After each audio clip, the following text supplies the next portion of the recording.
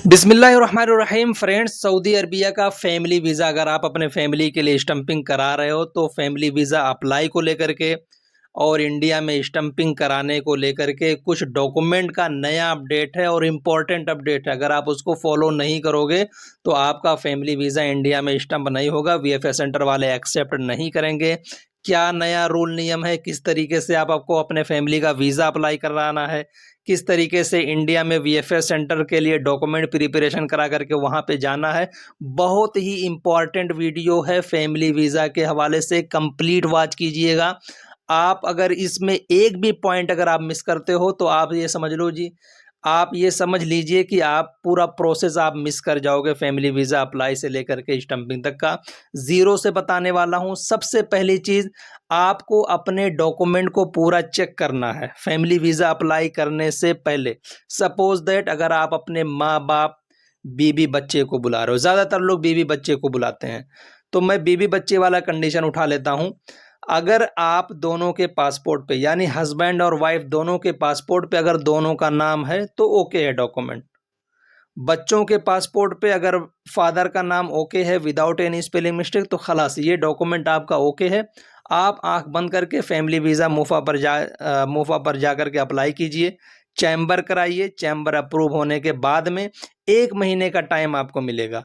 1 महीने के टाइम के अंदर-अंदर यानी आप मान के चलें कि 20 दिन के अंदर-अंदर, क्योंकि वीएफएस सेंटर वाले जब एकदम लास्ट टाइम हो जाता है कि मान लो कि आपका 25 दिन कंप्लीट हो गया, 5 दिन ही बचा, तो वीएफएस सेंटर वाले भी ड्रामा करते हैं, बोलते हैं अब हम एक्सेप्ट नहीं करेंगे क्योंकि एम्बेसी में प्रोसेस होते-होते आपका एक्सपायर हो जाएगा ये। तो बेहतर होता है कि आप 20 दिन के अंदर-अंदर वीएफएस सेंटर विज़िट करके अपॉइंटमेंट की जो बुकिंग करके और अपना फैमिली का वीज़ा स्टंपिंग का प्रोसेस करा लें। दूसरी चीज़, कहाँ पे प्रॉब्लम आ रही है?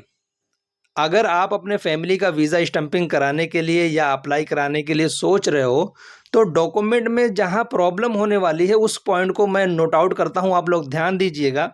अगर आप अपने बेबी बच्चे को बुला रहे हो और आप अपना डॉक्यूमेंट पहले चेक करो, अपना पासपोर्ट, बीबी का पासपोर्ट।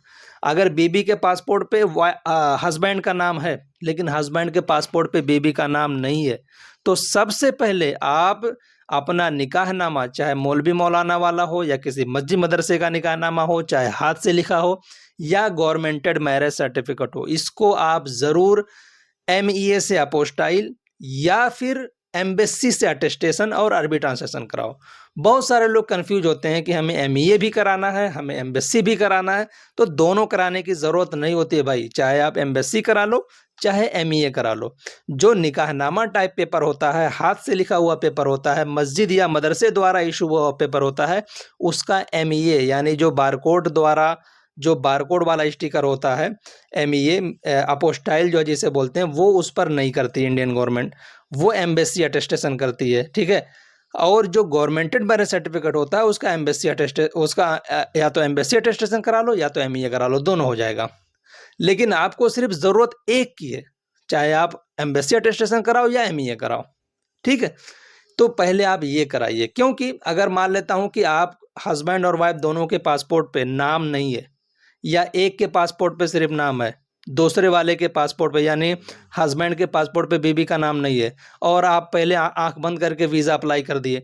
वीज़ा अप्लाई करने के बाद 1 ही महीने का टाइम मिलता है। उसके बाद फिर आप डॉक्यूमेंट इंडिया में अटेस्टेशन, अरबी ट्रांसलेशन कराओगे, उसमें 10-15 दिन लग जाएगा।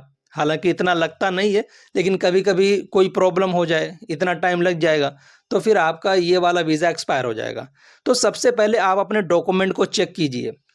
जब सब कुछ ओके हो, किसी भी तरीके का अटेस्टेशन, अपोस्टाइल कराने की ज़रूरत ना हो या अगर कराने की ज़रूरत हो तो वो करवा लो। उसके बाद में वीज़ा अप्लाई करवाओ, उसके बाद में चैम्बर करवाओ, चैम्बर होने के बाद जब अप्रूवल मिल जाए, तो फिर इंडिया में वीएफएस सेंटर का अपॉइंटमेंट बुक करवाइए या कीजिए।